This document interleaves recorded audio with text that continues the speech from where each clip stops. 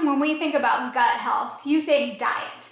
And yes, we want to explore what kinds of things are going to be helpful to you and your particular individual needs. There is not one diet for all of us. Our guts are unique to us. So we want to look at what is going to be supportive emotionally, mentally, and physically for your gut health. I'm Kelli Ritter, Atlanta-based psychotherapist, and these are my insights.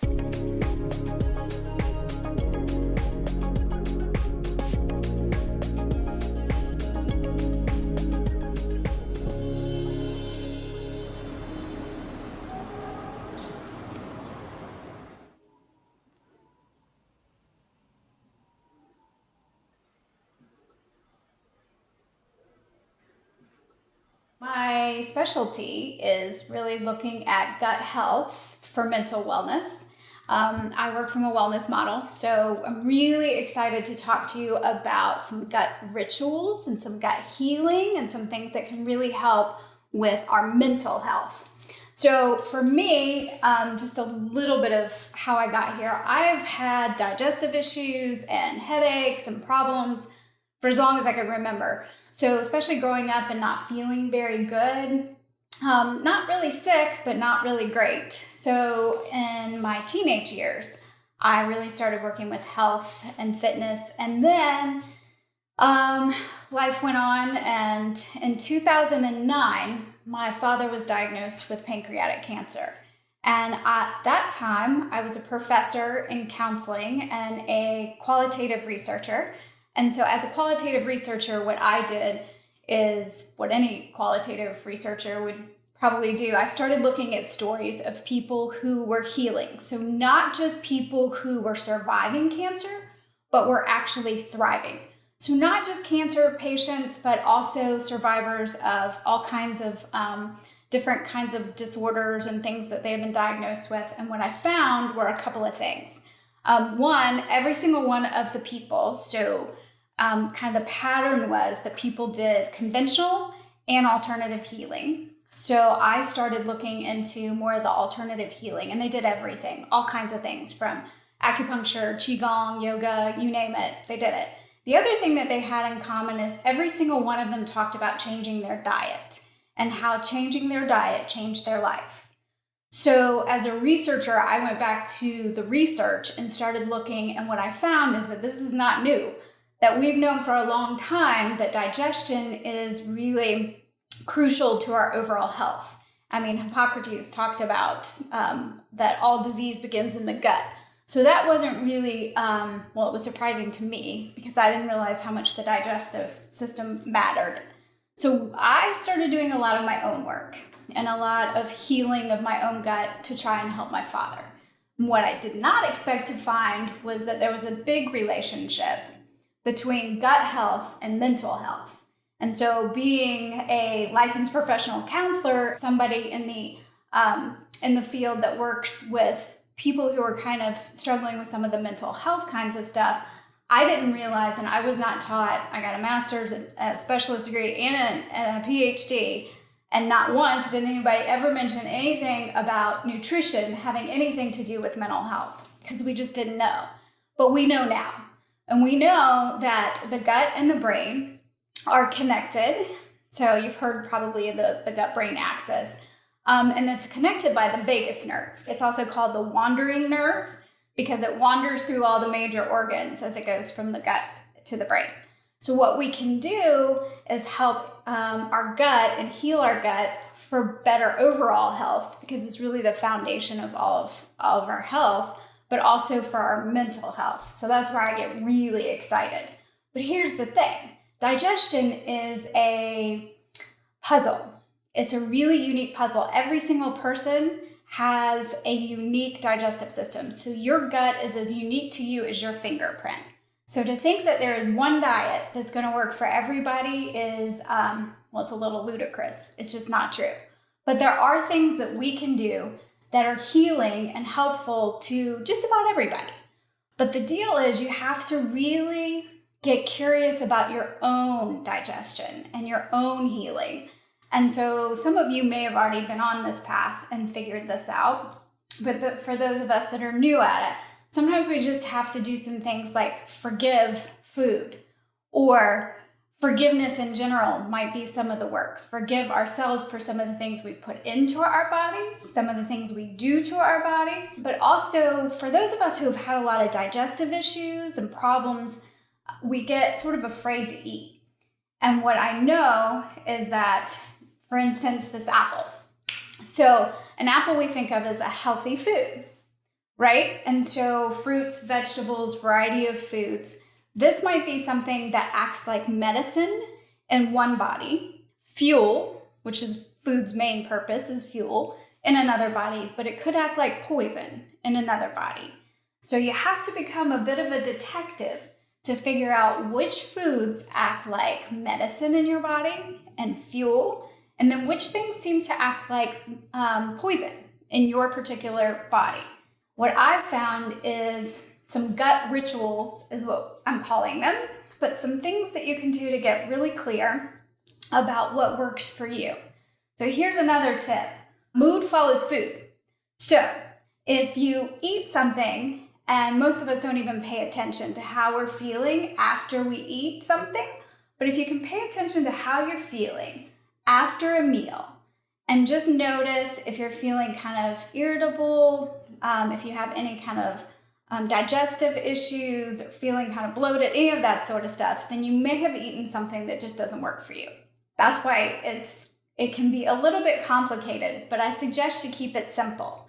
And the way I think that I like to talk about it is, so we're talking about these things that we've always thought are in our brain, things like anxiety, depression, even ADD, dementia, those kinds of things. We've thought of them as brain only. And what we've learned is that there's a connection with the gut. And if we can do that healing here, that there's a big impact here. Also, 90% of the serotonin that's produced in the body is actually produced in the gut. So we want to help those neurotransmitters as much as possible, right? So one of the things that I talk about is using your heart to find the way. Because we think, well, I'm going to think my way through it, but sometimes that's not very helpful. And you are going to feel your way. Use your gut. You've heard gut instincts, but often our gut is already so messed up. We have leaky gut, we've got digestive issues, so it's not real clear what's working for us and what's not working for us. So you have to use your heart. And for those of us who haven't felt our way through things, that can be a little bit tricky. So that you can do we're doing some emotional kind of work with it. Like I mentioned, some forgiveness is often a big piece of this, but also finding the rituals that make sense to you. What resonates with you and what helps in your healing. And engaging that vagus nerve is very helpful before you eat. So there are lots of ways that you can engage, and you can, it's like stimulating this vagus nerve.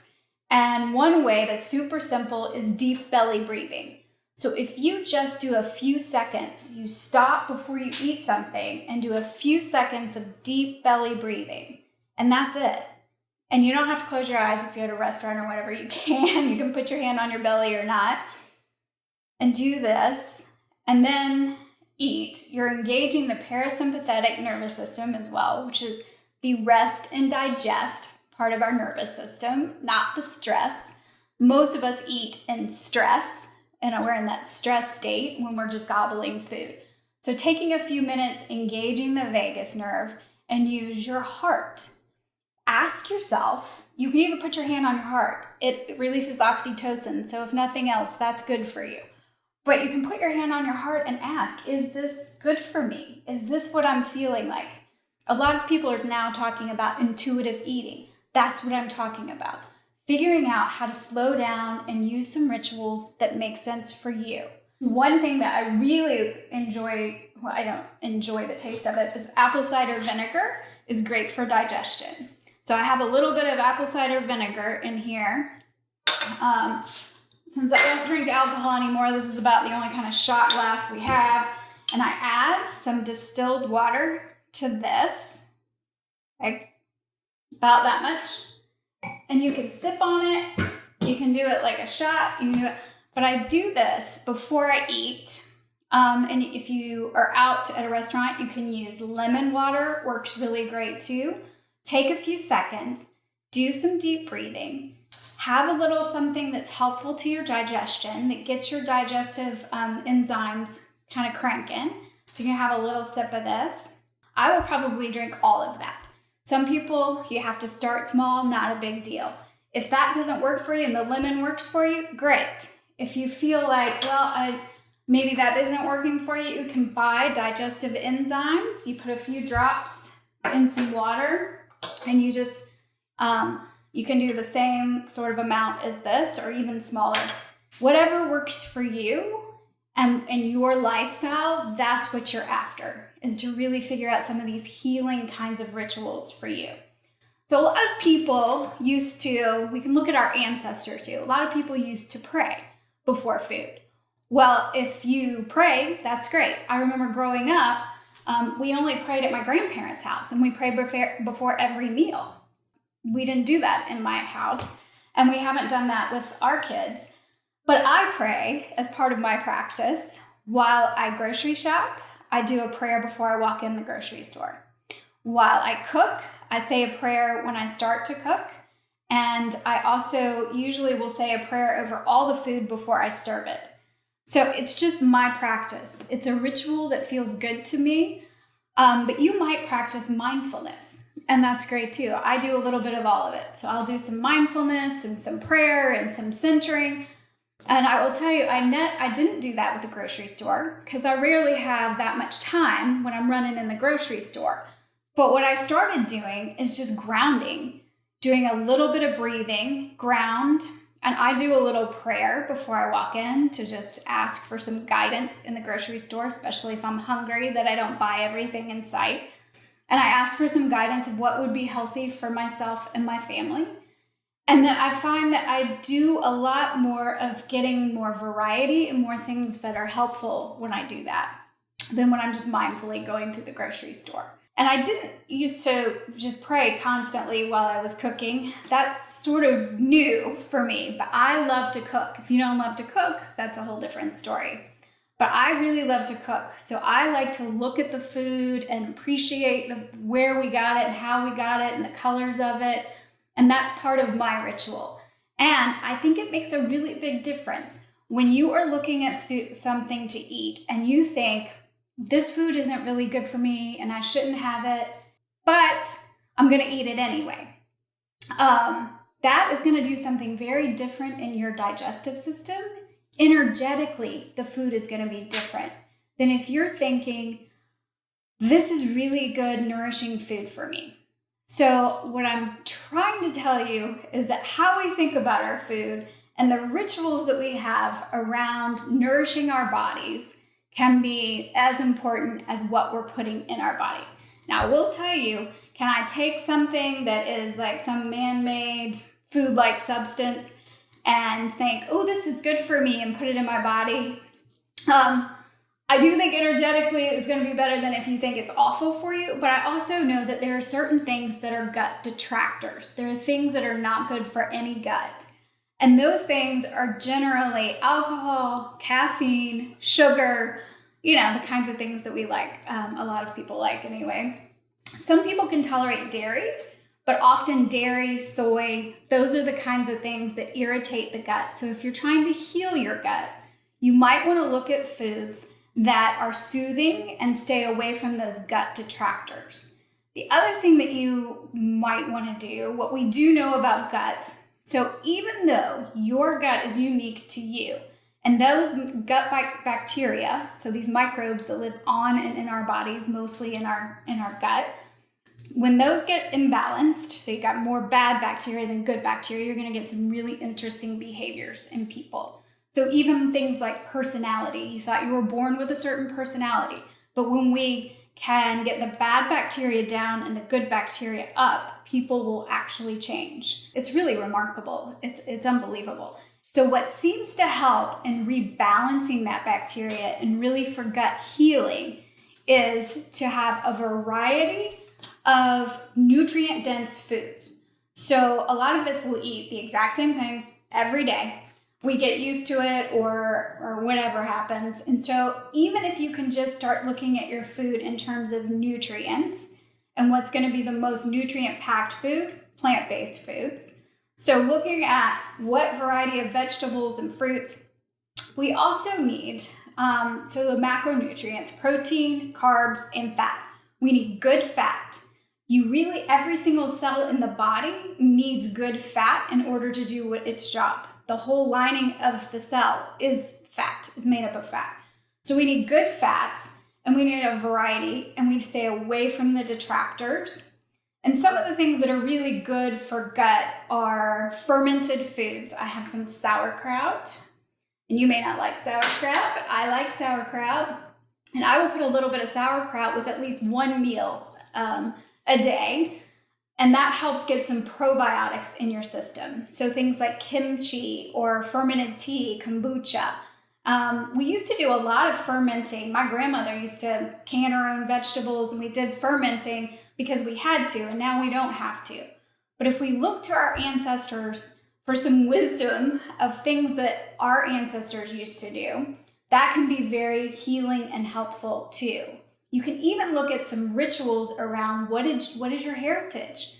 And if you don't like your heritage and the rituals there, look at other cultures. See what resonates with you.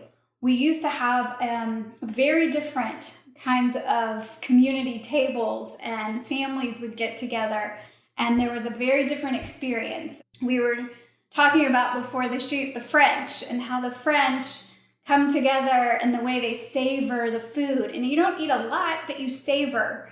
And so that can be really important too. That's a ritual that you could incorporate, just savoring the food that you eat and looking at the food as nutrients for your body, and then becoming a detective to figure out what really works for my body.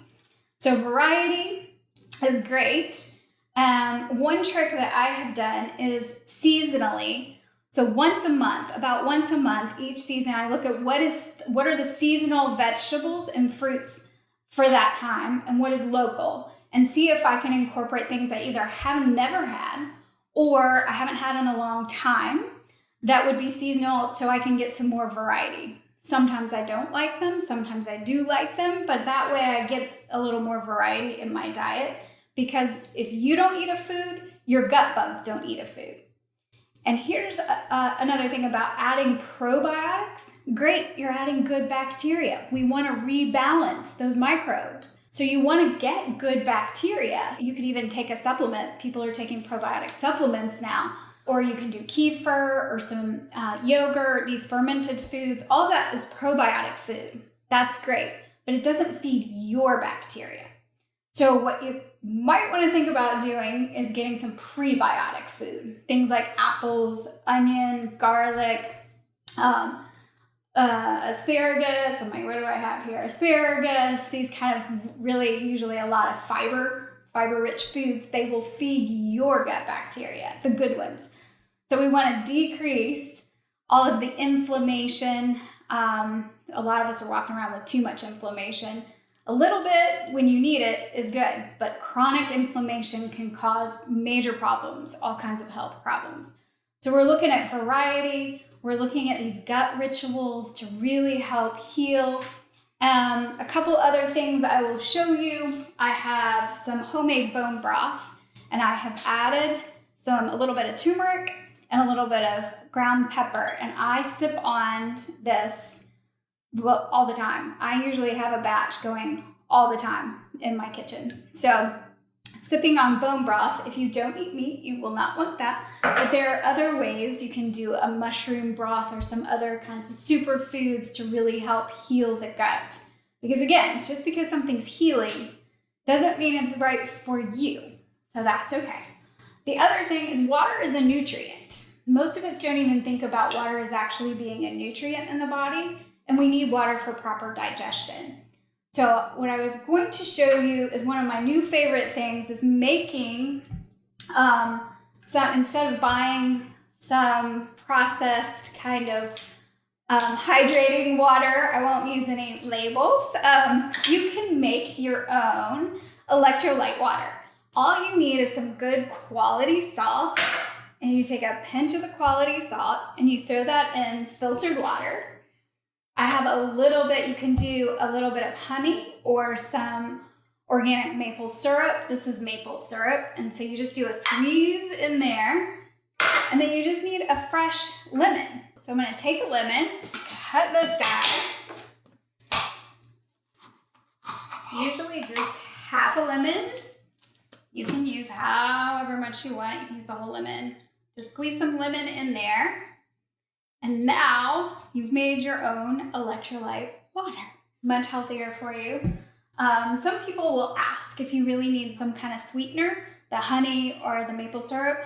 Most people do need a little bit, but you don't have to do it with that if you're trying to watch your sugar. I understand. If you're saying sugar is bad for the gut and you want to stay away from it. So we're looking at ways to help our body heal, and this can be very healing. Before you do any of it, check in with yourself. Does my body want this? Even when you're looking at a menu, does my body want this? So for this, you can just kind of touch in, take some deep breaths, engaging the vagus nerve, and then take a sip. That's good. That is really good.